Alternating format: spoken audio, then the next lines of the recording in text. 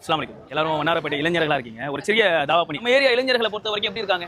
Game விளையாடிக்கிட்டு ஒரு சில நபர்கள் கஞ்சா அடிச்சுக்கிட்டு மது புகை போன்ற விஷயங்களுக்கு அங்க அடிபணிஞ்சிருக்கக்கூடிய மக்களை நம்மளால பார்க்க முடியுதா இல்லையா? அந்த இளைஞர்கள் நினைக்கக்கூடிய சம்பவம் என்ன தெரியுமா? நாங்கள் இன்று மரணத்தை தழுவ மாட்டோம். 2 தினங்களுக்கு முன்னாடி நடந்த ஒரு சம்பவம் நல்லா சிந்திச்சு பாருங்க. ஒருவர் இருக்கிறார், அரசியல்வாதி என்பதாக சொல்லுகிறார், படத்தில் நடிக்கக்கூடிய கூத்தாடியாக இருக்கிறார்.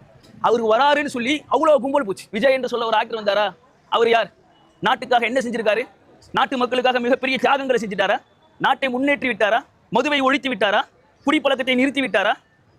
அவர் பண்ணது விஷயம்லாம் என்ன தெரியுமா? எந்த படத்தை எடுத்து பார்த்தாலும் ஆபாசங்கள், எந்த படத்தை எடுத்து பார்த்தாலும் சிகரெட்டு தம்மு போன்ற விஷயங்கள், எந்த ஒரு படத்தை எடுத்து பார்த்தாலும் சாராயம் போன்ற விஷயங்கள். இது மூலமாக அவர் மக்களுக்கு என்ன சொல்ல வருகிறார்? மக்களை திருத்தக்கூடியவரா? அவருக்கு அவ்வளவு கூட்டம் கொடுத்து கூட்டம் கூடனா தப்பில்லை. யாருக்காக கூட்டம் கூட வேண்டும்? மிகப்பெரிய தலைவருங்க. இவர் நாட்டுக்காக போராடி இருக்காரு, சுதந்திர தியாகியா இருக்காரு. இந்தியாவுடைய இன்னைக்கு பாதுகாப்புக்கு இவர் தான் முக்கியமான ஆளுனா கூட்டம் கூடலாம், தப்பில்லை. ஆனால் இன்னைக்கு கூடிய கூட்டம் எது தெரியுமா? சினிமா மோகத்தில் உள்ள கூட்டம். இதில் இருக்கக்கூடிய இஸ்லாமிய மக்களை பார்த்து நம்ம வந்து ரொம்ப வருத்தப்படக்கூடிய செய்தியா இருக்கு. சின்ன பிள்ளைங்க இறந்துருக்காங்களா இல்லையா?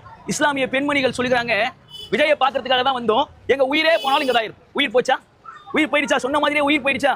அல்லாஹ் அந்த ரூஹை பிடுங்கும் பொழுது அவர்கள் எதை பண்ணவராக இருந்தாங்க? அல்லாஹ்வுக்காக ஷஹீதானாங்களா? இல்ல நாட்டுக்காகவாது ஏதாவது ராணுவத்தில் போய் ஷஹீதானாங்களா? எதுவுமே இல்லை. சினிமா மோகம்.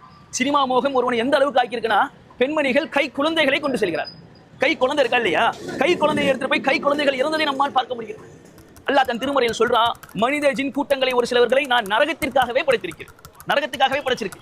அவங்களுக்கு உள்ளங்கள் உள்ளன, அதை கொண்டு அவர்கள் சிந்திக்க மாட்டார். அவர்களுக்கு கண்கள் உள்ளன, அதை கொண்டு அவர்கள் பார்க்க மாட்டார். அவர்களுக்கு செவிகள் உள்ளன, அதை கொண்டு அவர்கள் கேட்க மாட்டார்கள். அவர்கள் கால் நடைகளை போன்றவர்கள் இல்லை, அதை விட மட்டமானவர்கள். நல்லா சொல்றோம். இன்னைக்கு யாரெல்லாம் பிள்ளையை கூட்டிட்டு போன பெற்றோர்கள் இருக்காங்களா இல்லையா? அவங்க கழுதைக்கு சமமா இல்லையா? ஒரு நாய்க்கு சமமா இல்லையா? ஒரு எருமைக்கு சமமா இல்லையா? கூத்தாரியை பார்ப்பதற்கு வீட்டில் இருக்கக்கூடிய குழந்தையை தூக்கிட்டு போறாங்க.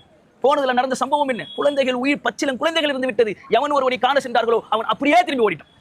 அப்படியே ரிட்டர்ன் ஆகி வீட்டை பார்க்க ஓடி போயிட்டான். பயம். நின்னா அடிச்சே கொண்டுடுவாங்க. நின்னா அடிச்சு கொண்டுடுவாங்க. இன்னைக்கு என்ன தெரியுமா கேட்டிருக்காரு அந்த பெரிய தலைவர்? போலீஸ்ல போயிட்டு சேஃப்டி கேட்டிருக்காரு. நான் இவங்களை போய் பார்க்க போனா எனக்கு எதுவும் உயிருக்கு ஆபத்தாக கூட சேஃப்டி கேட்கக்கூடிய நிலையில் தான் இருக்கிறார். ஆனால் இந்த மக்கள் சிந்திக்க வேண்டும். பிற மக்கள் எப்படி இருந்தாலும் சரி, ஒரு இஸ்லாமிய சமூகம் இப்படி இருக்கலாமா? இஸ்லாமிய இளைஞர்கள் இப்படி இருக்கலாமா? ஆடல் பாடல் இதெல்லாம் ஹராம். நம்ம எல்லாருக்கும் தெரியும். எந்த ஒரு பொருள் உங்களுக்கு போதை தருகிறதோ அதை நபிகள் நாயகம் ஸல்லல்லாஹு அலைஹி வஸல்லம் தடை செய்தார். ஆனால் நம்மளின் இலக்கு என்ன? நாளை மறுமையில் சொர்க்கத்தை இலக்காக வைத்திருக்கக்கூடிய இந்த இளைஞர்கள் இந்த உலக வாழ்க்கையில் கூத்தாடி பின் திரிவதும், மது போதை வஸ்து பின்பு திரிவதும், இல்லைன்னா யாராவது ஒருத்தவங்க அரசியல்வாதி பின்பு திரிவதும், இஸ்லாத்தை மறந்தவர்களாக, இஸ்லாத்தில் உள்ள தொழுகையை தொழுகாதவராக இருப்பது ரொம்ப ரொம்ப கஷ்டமான விஷயம். இன்ஷா அல்லாஹ் இதை சொல்லி இந்த சின்ன உரையை முடிச்சுக்கலாம்.